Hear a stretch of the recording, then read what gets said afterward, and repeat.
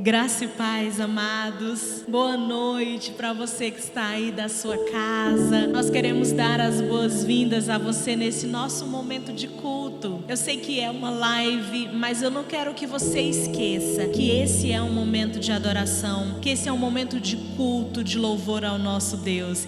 Eu queria convidar a você já nesse início a abrir a sua Bíblia no livro de Eclesiastes, no capítulo 4. Vamos ler 3 versículos juntos. O versículo 9 de Eclesiastes 4 diz assim: melhor é serem 2 do que 1, porque maior é o pagamento pelo seu trabalho. Porque se caírem, um levanta o companheiro. Mas ai do que estiver só, porque caindo não haverá quem o levante. Também se 2 dormirem juntos, eles se aquecerão. Mas se for um sozinho, como se aquecerá? Se alguém quiser dominar um deles, os 2 poderão resistir, porque o cordão de 3 dobras não se rompe com facilidade. Nessa noite, eu quero dizer que mesmo distantes, nós formamos um cordão de 3 dobras. Eu, você e o nosso Deus. Nós somos a igreja do Senhor. Nós somos esse corpo que fortalece uns aos outros, que levanta quando um cai, que aquece aquele que está com frio, que fortalece aquele que está cansado. Por isso, amados, que nessa noite eu gostaria de começar de uma forma diferente. Ao invés de começar pedindo, orando, como temos feito todos os dias, porque são tempos necessários de oração e de intercessão, eu gostaria de fazer alguns agradecimentos. Quero agradecer primeiramente como igreja ao nosso Deus Pai, ao nosso Deus Emanuel, que nos tem sustentado, que tem nos dado essa graça para suportar cada um desses dias.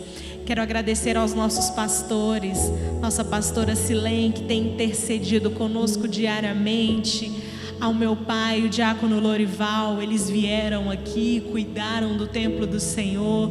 Quero agradecer ao pastor Dalmo, que tem preparado sermões, lições, palavras maravilhosas para nós. Quero agradecer aos irmãos da tesouraria. Você está aí da sua casa, está pensando, está tudo parado, está tudo trancado, a igreja está fechada. Não, Senhor, a igreja está participando, a igreja está trabalhando, a igreja está cuidando uns dos outros. Quero agradecer a Andréia, Solange, Denizan, Rosenberg, que estão cuidando dessa parte da igreja. Quero fazer um agradecimento especial aos irmãos da ação social. Nesses tempos tão difíceis, muitos irmãos têm tido necessidades e graças a Deus o Senhor tem levantado homens e mulheres para estarem contribuindo com as cestas básicas. Quero agradecer a irmã Sinara, que está na liderança desse ministério. Quero dizer para você que a sua igreja, essa igreja que você faz parte, tem cuidado uns dos outros, tem cuidado dos seus. Quero agradecer aqui aos nossos irmãos que estão firmes conosco toda semana. Débora, Eduardo e o Dom, toda semana estão aqui conosco, nos auxiliando, nos apoiando. Amados, isso é um serviço que não tem medida de gratidão. Nós não podemos nos esquecer, mesmo em meio às tribulações, que o Senhor tem feito muito por cada um de nós. O Senhor tem sido misericordioso e fiel. Por isso, nós somos um cordão de 3 dobras. Não se arrebenta facilmente. Se você se sentir só, você pode dar um grito, que com certeza a gente vai te fortalecer aí. Se você estiver tendo uma necessidade, fala conosco. Nós vamos cobrir uns aos outros nas nossas necessidades. Eu quero nesse momento orar. Não uma oração de pedido ou de clamor, mas uma oração de louvor, de ações de graças ao nosso Deus. Amém? Senhor Deus, nós entramos no Teu santuário com ações de graças. Entramos em Teus átrios com hinos de louvor, porque a Tua misericórdia se renova sobre nós a cada dia. A Tua graça se renova sobre nós através dos Teus filhos que nos abençoam, através da vida que o Senhor dá a nós, através da força que o Senhor renova sobre nós, através da saúde que o Senhor nos dá. Paizinho, que essa tua mão de graça e de bondade continue estendida sobre nós, Pai, e que nós possamos experimentar essa gratidão mesmo em meio ao deserto, que nós possamos experimentar a alegria de sermos cuidados pelo Senhor nesses dias. Nós confiamos em Ti, Senhor, confiamos no Senhor que é a nossa rocha. A Ti, Jesus, seja todo louvor e toda adoração do nosso coração, em nome de Jesus, amém. Aleluia. Vamos adorar o nosso Deus, que é esse amor perfeito, que nos alcança onde quer que nós estejamos. Ele alcança você aí na sua casa, então adore a Ele conosco.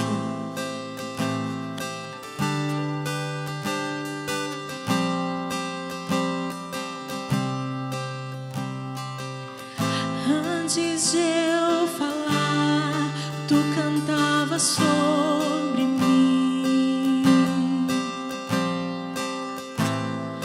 Tu tens sido tão, tão bom pra mim.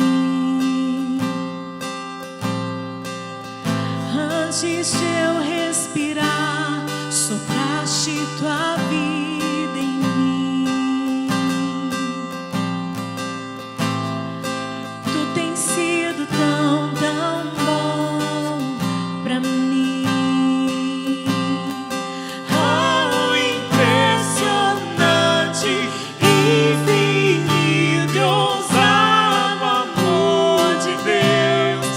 Oh, que deixa as 99 só pra me encontrar. Não posso comprá-lo nem merecê-lo, mesmo assim se entregou. Oh, impressionante, infinito e ousado amor de Deus.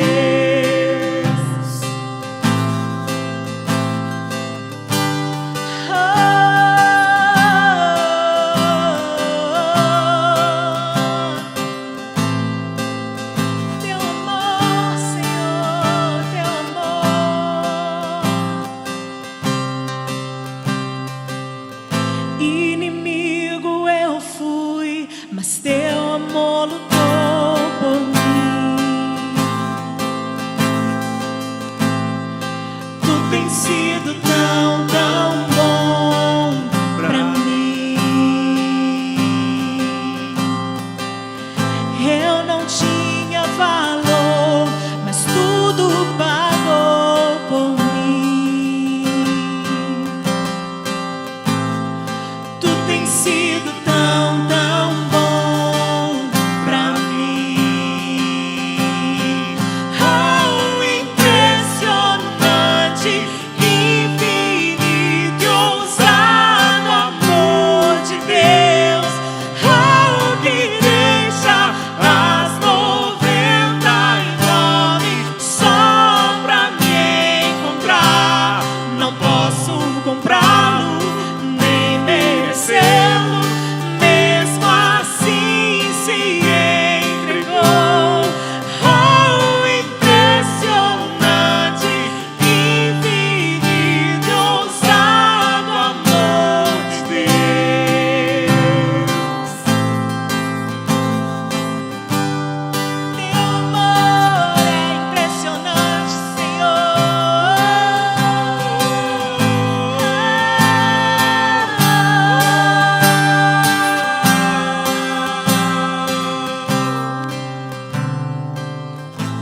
Traz luz para sombras, escala montanhas pra me encontrar. Derruba muralhas, destrói as mentiras pra me encontrar. Traz luz para sombras, escala montanhas pra me encontrar. Derruba muralhas, destrói as mentiras pra me encontrar. Oh, traz luz para sombras, escala montanhas.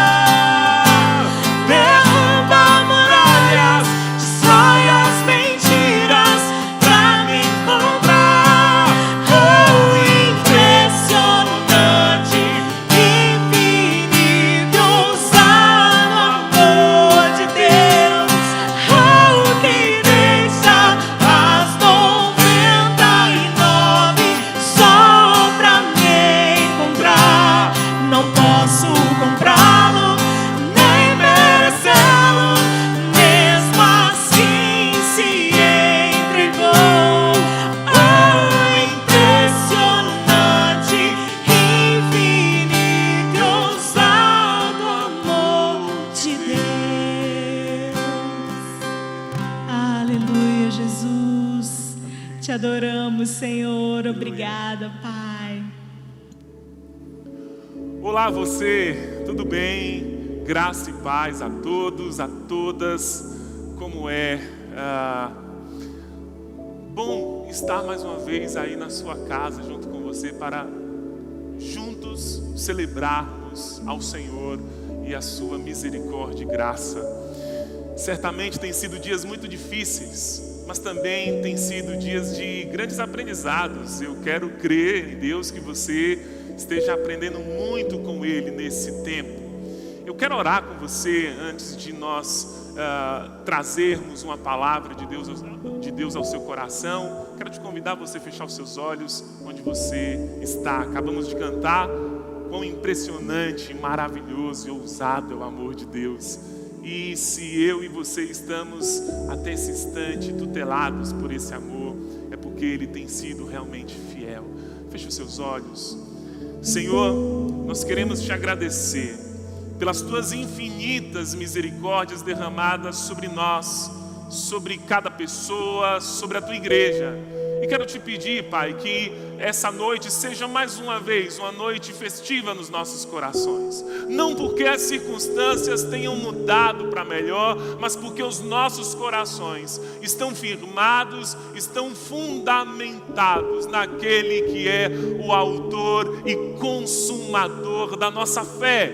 E é isso que nos anima a crer, Senhor, que tudo está sob o controle das tuas poderosas mãos. Que o nosso coração nessa noite, mais uma vez, seja desafiado a viver essa fé que contempla o impossível acontecer. E que os nossos corações possam descansar em Ti. Essa é a nossa oração, em nome do Senhor Jesus. Amém. Amém. Quero convidá-lo, a você que está aí na sua casa, a abrir a sua Bíblia. E se você não tiver Bíblia, você pode aí consultar o Google e abrir também no Google. E se não tiver jeito, abra o seu coração, abra os seus ouvidos. Eu quero convidá-lo a abrir a sua Bíblia lá no Evangelho de Marcos, no capítulo 4, os versos 35 ao 41. Evangelho de Marcos, capítulo 4, verso 35 ao 41. Eu gostaria de estar refletindo com vocês nessa noite sobre o tema Superando as Tempestades da Vida. Olha só que tema desafiador para nós. Diz o seguinte, esse texto, Evangelho de Marcos, capítulo 4, verso 35 ao 41. Naquele dia, ao anoitecer, disse ele aos seus discípulos: vamos atravessar para o outro lado.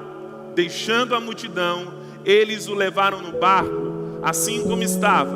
Outros barcos também o acompanhavam.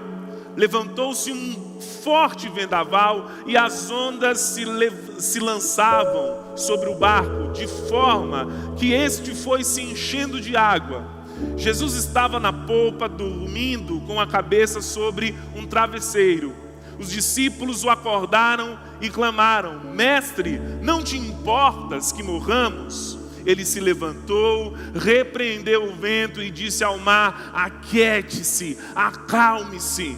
O vento se aquietou e fez-se completa bonança. Então Jesus perguntou aos seus discípulos: por que vocês estão com tanto medo? Ainda não têm fé? Verso 41, eles estavam apavorados e perguntavam uns aos outros: quem é este que até o vento e o mar lhe obedecem? Irmãos, eu acredito que esta seja uma palavra propícia para o nosso tempo, para esse tempo em que nós estamos vivendo. Nós vivemos em um tempo tempestuoso, um tempo onde vivemos de algum modo uma espécie de tempestade. Esse texto que nós estamos lendo aqui, de Marcos capítulo 4, do verso 35 ao verso 31, ele tem os seus paralelos nos evangelhos sinóticos. Nós encontramos esse mesmo texto lá em Lucas capítulo 8, do verso 22 ao 26, e também em Mateus capítulo 8, do verso 23 ao 28. Mas o critério que estabeleceu a minha escolha por esse texto de Marcos, capítulo 4, é porque Marcos, eu vejo um Marcos muito minucioso, principalmente nesse texto. Marcos traz certos elementos que eu confesso não consigo ver nos outros evangelhos com tanta minuciosidade assim. E Marcos, me encanta a narrativa de Marcos, porque Marcos ele consegue nos levar a uma realidade discipular, a uma realidade de homens de Deus que estavam numa caminhada já com Jesus, que tinham testemunhado alguns milagres da parte de nosso Senhor Jesus Cristo, e ainda assim os seus corações, mesmo sendo seguidores de Jesus, os seus corações ainda encontravam-se sem um fundamento, uma esperança e uma segurança sólida na fé de que Jesus era verdadeiramente o Filho de Deus.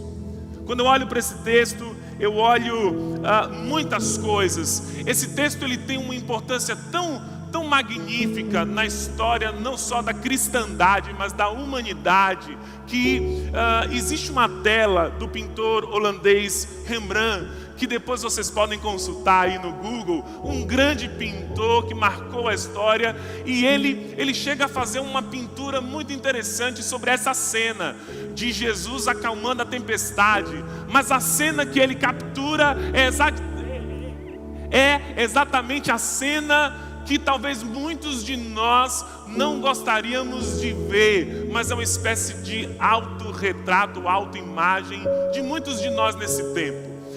Rembrandt, ele coloca as faces dos discípulos apáticas, assustadas, angustiadas, diante de ondas que estão fazendo com que as águas do lago da Galileia adentrassem no pequeno barco em que eles estavam. Ao invés de uma feição tranquila, calma e serena, vemos os discípulos com a face angustiada e aterrorizada. Discípulos de Jesus. O que nós encontramos aqui nesse texto em especial é uma mensagem para corações atribulados. Veja, nos versículos que antecedem essa porção que nós estamos refletindo nessa noite, nós encontramos um Jesus que tinha acabado de pregar algumas parábolas sobre o reino de Deus. E pregando essas parábolas sobre o reino de Deus, Jesus ensinou por muito tempo. Ele estava exausto, ele estava cansado.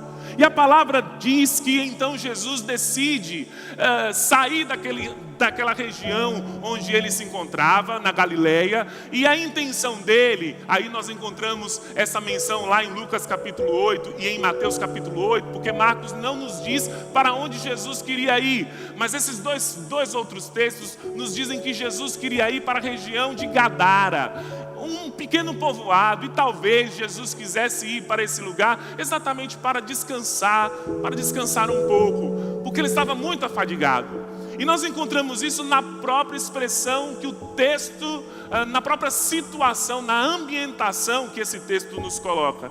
Jesus entrou no barco no anoitecer, e logo em seguida que Jesus entra no barco, ele pega uma espécie, não era um travesseiro, mas era uma espécie de pequeno banco que ficava embaixo da polpa. A polpa é a parte traseira da embarcação, e os condutores, os pescadores tinham uma espécie de banquinho que ficava ali na polpa do barco. Jesus pega aquele banquinho, e para ter um mínimo de conforto, para tirar um cochilo, ele pega e dorme, descansa. Até porque, irmãos, essa figura de um Jesus somente divino e não humano, que os docetas gostam tanto de defender, ela não existe. Jesus, como eu sempre gosto de enfatizar, foi 100% Deus e 100% ser humano.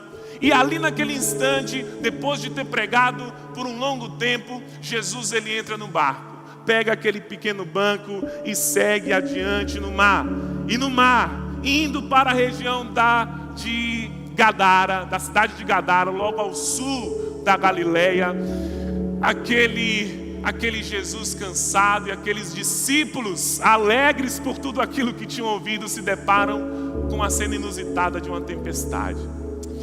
Quando eu estava lendo esse texto, eu lembrei um pouco do que um professor nosso de teologia do Antigo Testamento contou sobre uma experiência acerca do lago da Galileia. Ele disse que o lago da Galileia é um lago que, por questão de situação geográfica e também por condições climáticas, é um lago que geralmente tem muitas tempestades.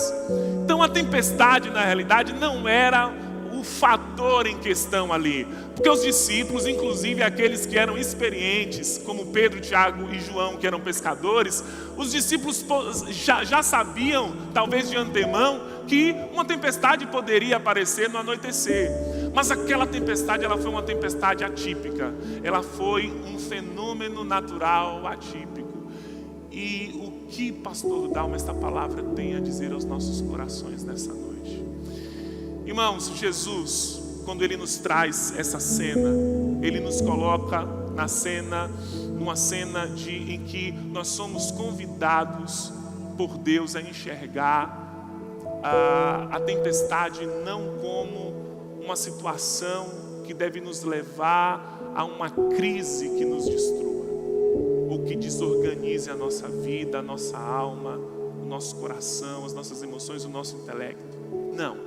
A primeira coisa que eu vejo Jesus querendo nos ensinar aqui nesse tempo é ensinar-nos a buscar num tempo de tempestade, em tempos tempestuosos, buscar em Deus tranquilidade para analisar cada situação problemática com a sobriedade e os critérios devidos.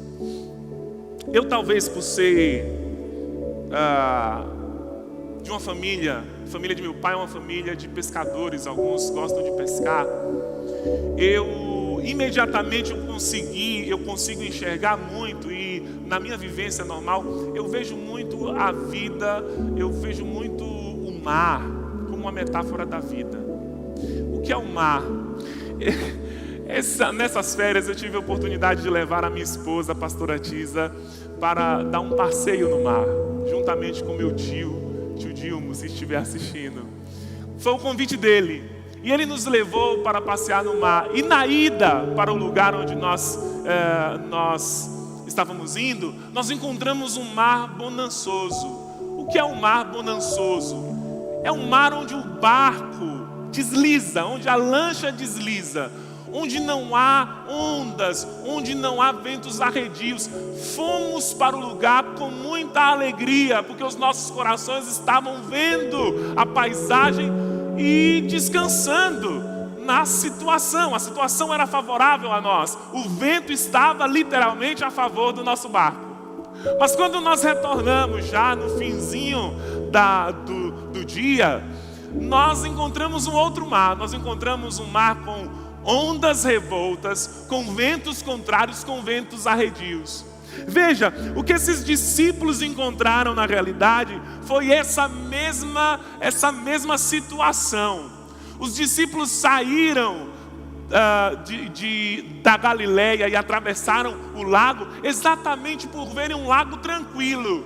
Estavam felizes porque Jesus tinha trazido muitos ensinamentos para eles, porque eles tinham ouvido muito sobre o reino de Deus, mas aquelas palavras não tinham trazido a segurança que eles precisavam ter na travessia daquelas águas, quando a tempestade chegou.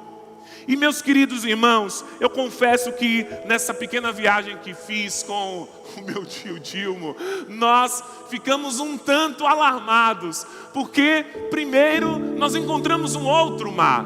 Não era o mar que nós tínhamos deixado algumas horas atrás, era um outro mar, e além disso, a gasolina acabou no meio da travessia. O meu coração ficou assustado, porque diante da imensidão do mar, aquela pequena lancha parecia nada. Sabe de uma coisa? O mar, a vida, ela realmente se assemelha muito ao mar, muito a esse lago da Galileia. Nós encontramos às vezes um tempo bonançoso, vivemos dias de alegria, de conquistas, tempos e experiências maravilhosas, mas na mesma vida, no mesmo lugar às vezes, no mesmo espaço, nós também infelizmente passamos por tempos onde o nosso coração se atemoriza e nós não sabemos para onde olhar ou para quem apelar. A experiência que esses discípulos têm de estar no barco é uma experiência onde uma tempestade exterior acaba afetando o interior daqueles discípulos e causando uma tempestade interior. Embora Jesus estivesse com eles dentro daquele barco, quando a tempestade se abateu sobre eles, aqueles discípulos se vitimizaram. E Marcos, diferente dos outros evangelhos, Marcos, ele simplesmente não suaviza. Marcos, ele coloca literalmente o que aqueles discípulos disseram para Jesus.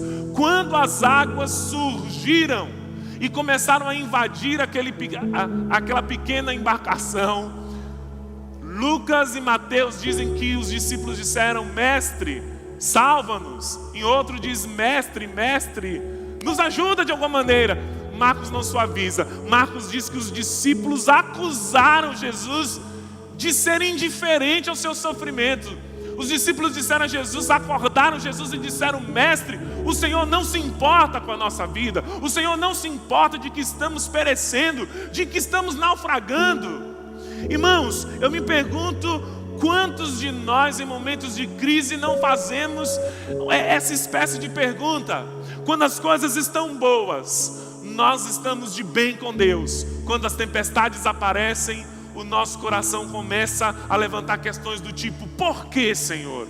Por que o Senhor me permitiu que eu passasse por essa experiência de uma pandemia? Por que, Deus, o Senhor tem permitido que nós passemos esse tempo com o coração aflito, dentro de nossas casas, experimentando uma quarentena? Quantas vezes nós não nos perguntamos por que, Senhor, diante de uma crise como essa, de saúde, o Senhor me permitiu perder o emprego? Eu não sei para quem eu estou falando. O Espírito Santo sabe para quem Ele está falando. E sabe de uma coisa, sabe o que eu quero lhe dizer? Não cometa o mesmo erro dos discípulos. O intérprete, o Gaut, ele diz assim sobre essa fé dos discípulos. Essa fé. Ele diz assim: o apelo que lhe fizeram, estando ele dormindo, se referindo a Jesus, não foi a calma invocação de um poder em que se confia, mas a reprimenda assustada daqueles cuja fé foi derrotada pelo perigo. Nós estamos passando por um momento muito delicado. Assim como os discípulos experimentaram um fenômeno natural, nós também no início do século 21 estamos enfrentando um fenômeno natural. E sabe de uma coisa? O que Jesus está nos chamando aqui a fazer, quando Ele permite que o evangelista estampe essa realidade na palavra de Deus, em tempos de tempestade, não foquem na tempestade. Em tempos de insegurança, não se deixem dominar pelas inseguranças. Permitam que a fé que vocês têm em Jesus acalme a tempestade que está tentando dominar o seu coração, o seu ânimo, a sua visão de futuro. Deus, Ele é maior. Quando os discípulos perguntam: quem é esse que até faz com que as tempestades acalmem? O que essa palavra está querendo dizer é: Deus é maior do que as nossas tempestades. Tempestades, meus queridos irmãos, todos nós experimentamos, elas só mudam de nome e de lugar. A tempestade dos discípulos era uma ameaça contra a vida deles em um determinado lugar, lago da Galileia. Mas nós também passamos pelas nossas tempestades, cada uma com seu nome. e em seus determinados lugares, em seus determinados lagos. E mesmo diante das muitas outras tempestades que nós já passamos, uma coisa precisa ficar estabelecida no nosso coração. Se as tempestades mudam, a palavra de Deus diz que o Senhor não muda. Ele não muda. Ele é esse lugar de segurança, de conforto e de graça em tempos de crise. Irmãos, Jesus, irmãos e meus queridos amigos que estão nos acompanhando, Jesus, quando ele fala para os seus discípulos, por que vocês têm tanto medo? Ele usa um termo muito forte, é deilos. Tanto medo significa porque vocês estão apavorados. Jesus não faz essa pergunta dizendo também que eles eram homens de pequena fé, porque Jesus acreditava que aqueles discípulos iriam subir de repente com uma coragem poderosa e gritar com alta voz: acalma a tempestade. Não. Jesus não queria que os discípulos tivessem uma fé ativa no sentido de decretar que essas tempestades se acalmassem, porque Jesus sabia que muita coisa os discípulos teriam de aprender ainda na caminhada. O que Jesus esperava daqueles discípulos era a fé, uma fé confiante, uma fé que aprende a entregar o caminho ao Senhor, confiar nele e esperar que ele faça. Uma fé que vai até Jesus, sabendo que nele se pode encontrar equilíbrio, descanso e sobriedade para lidar com as situações da vida e principalmente com esse tempo. Meus queridos, nós estamos passando por um tempo delicado, mas que de nenhuma maneira deve afetar o nosso ânimo, o nosso estado de espírito. E é isso que Jesus está querendo falar para os discípulos, é isso que Jesus está querendo dizer para eles. Por que vocês são homens de pequena fé? Por que vocês deixam que as circunstâncias ditem aquilo que você crê? Nós, como cristãos, temos duas escolhas. Ou podemos crer e olhar para o poder de uma tempestade, para a capacidade que uma tempestade tem de destruir a vida, ou temos a escolha de colocar os nossos olhos em Jesus e pela fé crer que Ele é poderoso para fazer infinitamente mais do que aquilo que pedimos, ou esperamos, ou sonhamos. Precisamos estar cientes, irmãos, de que Jesus, Ele está no barco. Embora os discípulos questionassem Jesus e o acusassem, achando que Ele não estava nem aí para suas vidas, como talvez muitos de vocês estão pensando: por que, Senhor? A palavra de Deus nos ensina lá no Salmo 121, que o nosso Deus, Ele é um Deus que não dorme nem cochila. Ele é um Deus que está presente juntamente conosco nas nossas tribulações. Nessa noite a minha palavra é uma palavra muito simples. Ela quer lhe desafiar a ressignificar realidades. Uma coisa é aquilo que eu vejo, uma coisa é aquilo que penso sobre, outra coisa é aquilo que eu creio sobre, acerca dele. Como é que está o seu barco? Quanto da água do pavor, do temor, do medo entrou nessa pequena embarcação, nessa grande tempestade que todos nós estamos? Eu quero que você pare para pensar um pouco que além de Jesus está no seu barco. O barco é uma espécie de alegoria da nossa própria vida nesse ambiente da existência. Mas eu quero que você pare para pensar que além de Jesus estar no seu barco, Ele está acessível hoje.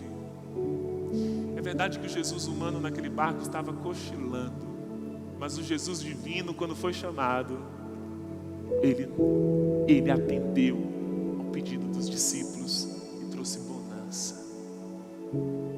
Não é uma bonança do nosso tempo, é uma bonança no tempo de Deus. O Senhor quer nos ensinar nessa caminhada a esperar confiantemente nele, nessa fé que descansa. Feche os seus olhos comigo mais uma vez. Vamos orar para que Deus traga descanso, para que Deus traga aquela gloriosa imagem de águas tranquilas que refrigeram a nossa alma. Senhor, nós somos limitados e porque somos finitos, nosso coração se angustia. Te pedimos nessa noite, Deus, que o Senhor possa estar agora nesse momento na casa de cada irmão, irmã, na casa de cada pessoa que nos assiste nesse momento. Que o Senhor possa estar trazendo a paz que excede todo entendimento. A paz que excede todo entendimento é aquela paz que não crê somente naquilo que vê, mas crê naquilo que está para além da visão. Que o Senhor possa, através da segurança que temos, da realidade da segurança que temos em Jesus, que o Senhor possa estar tranquilizando os nossos corações nesse tempo de tempestade. Estamos, Senhor, numa espécie de lago da Galileia. Estamos enfrentando esse fenômeno natural incontrolável aos olhos humanos, mas controlável aos teus olhos. É por isso que nós não cessamos de orar para que o Senhor intervenha na história, e o Senhor intervirá ao teu tempo. Mas enquanto passamos por esse momento de crise, nós queremos te pedir: ensina-nos a descansar em Ti. Ensina, Deus, ensina-nos a ver essa fé que não vem de nós, que é dom de Deus. Ensina-nos a ver essa fé subjugar as tempestades, o pânico, a angústia, o temor que existe dentro de nós. Que o poder que há no Teu Espírito Santo traga paz agora para cada coração que me ouve.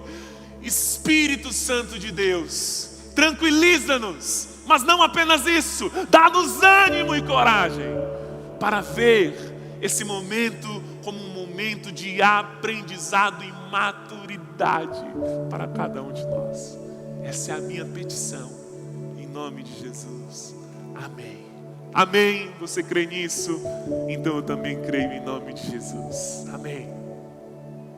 Amém. Que palavra maravilhosa, amados. Jesus está no nosso barco. Nós podemos confiar nele. Eu quero convidar você a continuar participando conosco das nossas lives. Toda quinta-feira nós estamos tendo uma live especial com um tema novo, uma nova série de sermões chamada Superação. Você é nosso convidado, está na nossa página na igreja Sião Gurupi no Instagram e no Facebook na minha página pessoal Tirza Borges. Você pode acompanhar conosco. No domingo pela manhã nós temos a nossa EBD online, que está sendo cada dia melhor, com mais participações, com lições maravilhosas. E no domingo à noite, já nesse horário, nós temos esse encontro marcado semanalmente. Todo sábado nós temos uma live especial para a juventude. Lá na página da MOB Sião Gurupi, o Tiago e a Camila estão fazendo uma programação toda especial para os jovens e adolescentes da nossa igreja. Não fique de fora. Escolha um tempo para participar de cada um desses cultos. Estamos distantes, mas continuamos sendo igreja, continuamos sendo corpo. Então, amado, ligue para o seu irmão, pergunte como ele está, tente participar o máximo possível da vida da sua comunidade. E eu quero que você coloque as suas mãos na posição de receber, para que você comece essa semana abençoado. que o amor de Deus Pai, que a graça maravilhosa do nosso Senhor Jesus e que a consolação do Espírito Santo esteja com essa igreja e com toda a igreja de Deus espalhada sobre a face da terra. Amém? Deus abençoe em nome de Jesus.